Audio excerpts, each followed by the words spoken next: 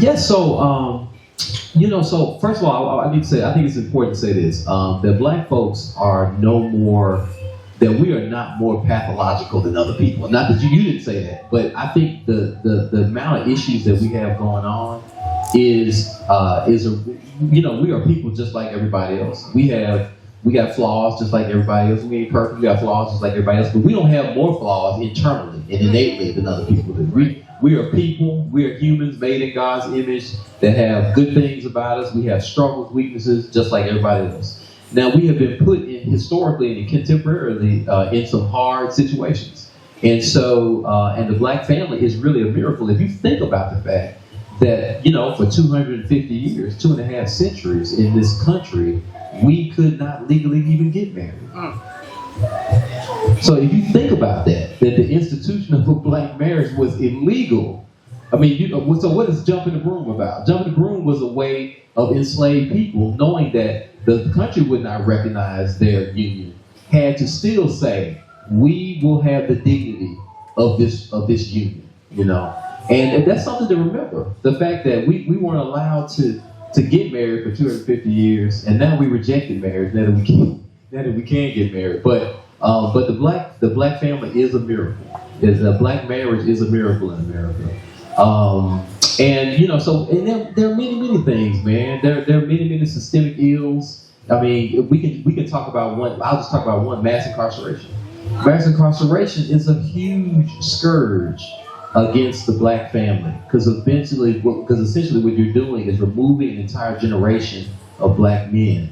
You are inserting, the system has inserted itself within the Black family, and it's separated the Black family. And now children grow up in a situation where their fathers are locked away. I learned something this week based on what you just said. The total amount of Black men in prison will equal the 12th largest city in the United States.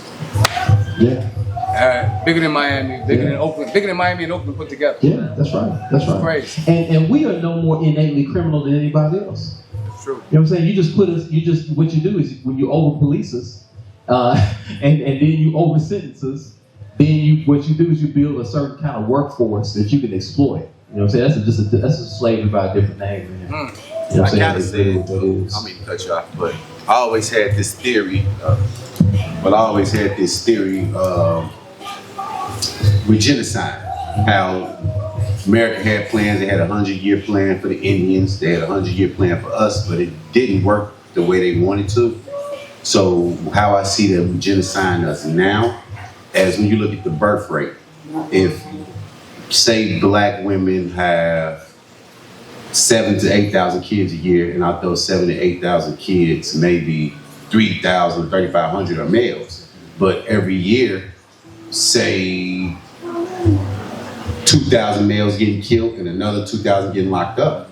And like you said, that generation that stopped with the guys who may get locked up, who may have more time in there, that may not be able to ever have kids. So that's why I was like, I think that's how they genocide us. We just don't know, because if us as males can't be able to populate with our Black women, I think so. That's right. I always thought that theory. Yeah. No, I think you're right. Well, I was going to say that we are one of the few, what's considered minority groups in America, right, that is not growing.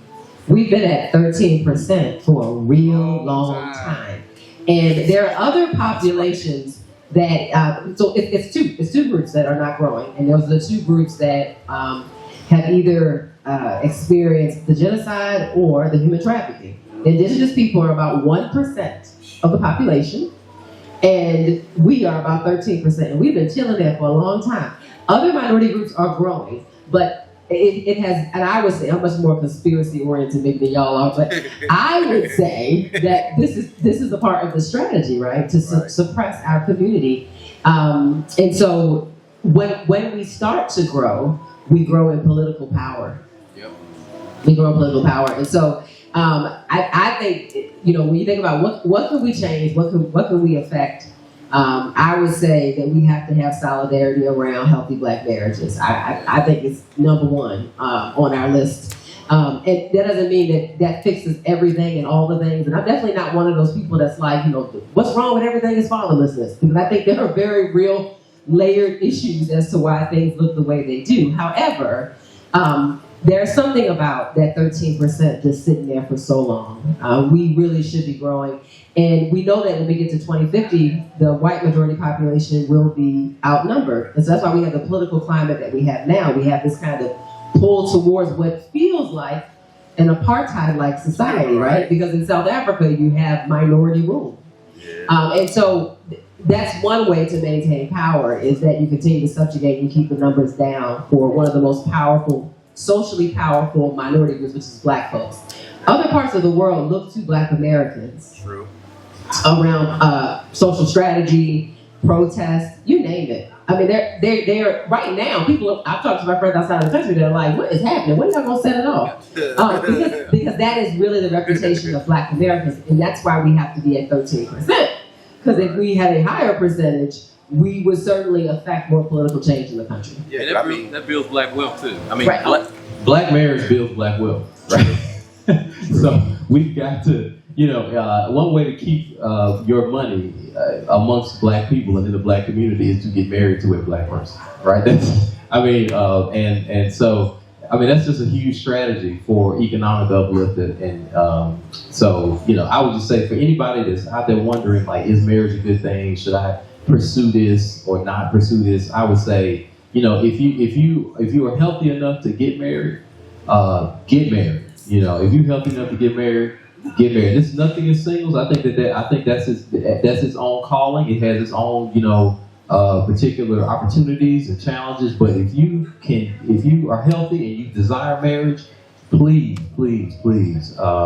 there's so much benefit to it. In terms of the covenant commitment that you have with somebody, the stability, the ability to grow together. And not just to be able to sort of take your ball and go home, to have a kind of relationship where there is no accountability, there's no public witness. The difference between just a regular relationship and like a marriage is because a marriage has the stability of a public witness. The reason people get in front on an altar and they like say it to a group of people before God and these witnesses is they're making a covenant vow. They're saying, I'm going to do this, and these witnesses can hold me accountable to this thing I'm doing, so that's why it's so important, man, because we flourish under the stability of that kind of public witness, and it takes a whole community to help a marriage flourish, so anyway.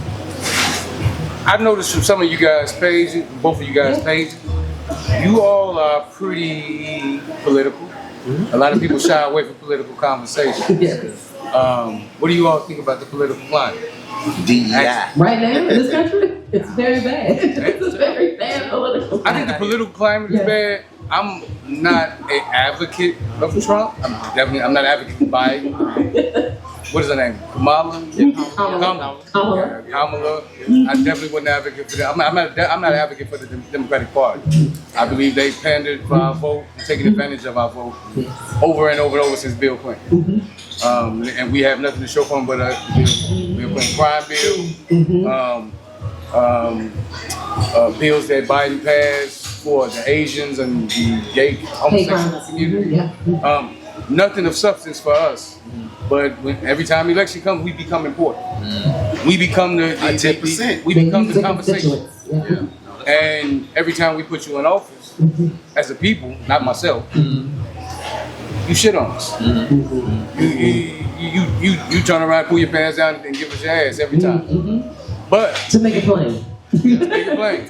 But we're so indoctrinized to stay in that routine that we don't look for better outside of what we're used to.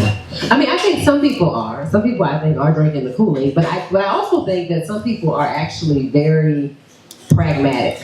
Meaning like, okay, these are my options on the table. And none of these people are going to help me move as far as I want to. But there's a party over here that I think might actively be trying to kill me. And so I tend to vote for survival purposes. So and I would say that right now our political moment is beyond the Republican-Democrat conversation. We are in a place that we have not been before with our current political moment, to the point where other nations are legitimately afraid for us. And so I think when you take more of a global view of what's happening in the United States and you watch the way that Canada and Mexico and the UK and people are, and my friends in Kenya and South Africa are like, what is happening over there? Because what we have right now feels very familiar to people who have been in societies where there have been dictators. And I think because that's what it's like. So I think you're right. Politicians use people and don't do right, the Democrats and all the others. But I think that we're in a place right now that this is not even a Republican-Democrat conversation. Trump is a whole nother character. This is not normal party talk. This is not partisan stuff. Yeah, he's unstable.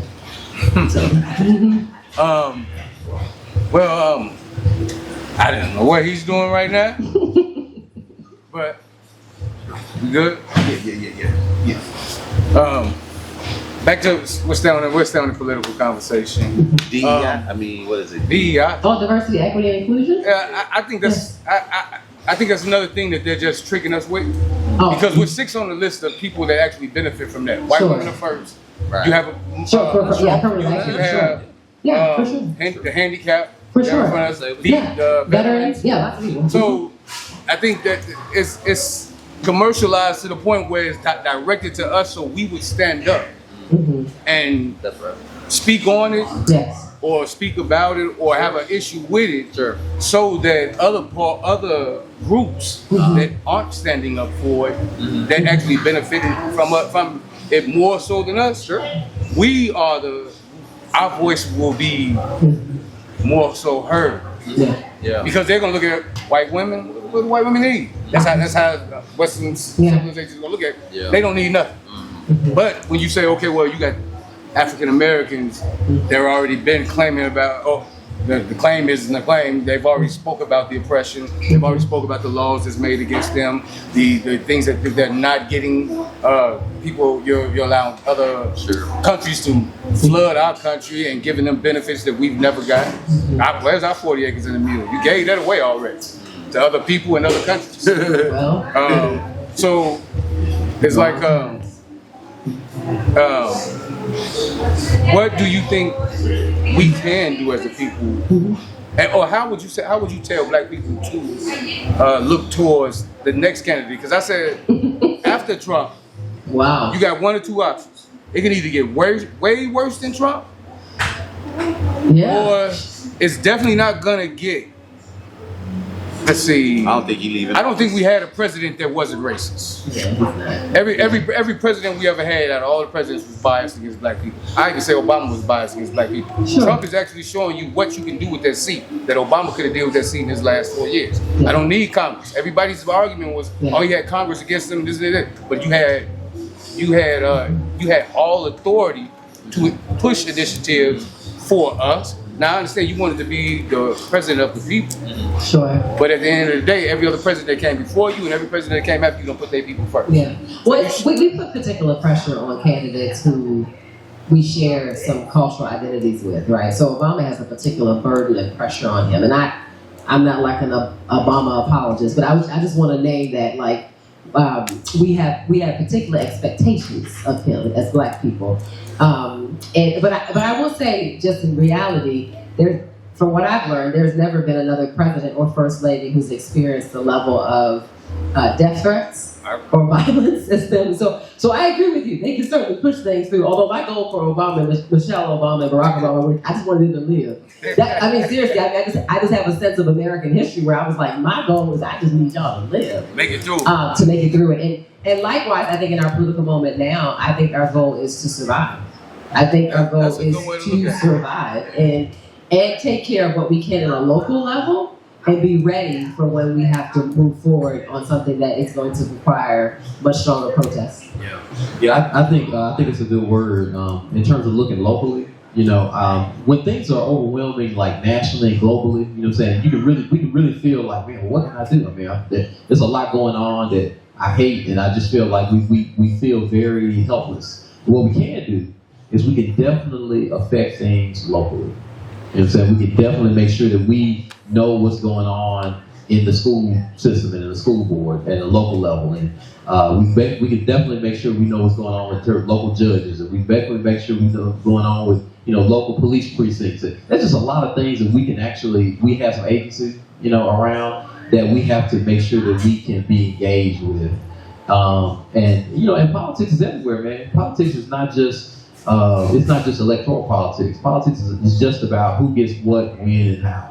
Who gets what, when, and how is whenever we're making decisions about who gets what, when, and how, we're doing politics, And so there's politics in the home, there's politics in the church, there's politics all over, So I just want to say, if we can look locally to our homes, to our neighborhoods, to our city, and then we can be engaged in ways that bring light, in ways that really show forth agency and a positive good, then we can actually have some hope for what can happen nationally as well. Yeah, so it really starts small, and you'd be surprised at what the Lord can do with a small beginning. Oh, I believe you. Yeah. So that's the seed principle, right? It starts small, but it grows big. So.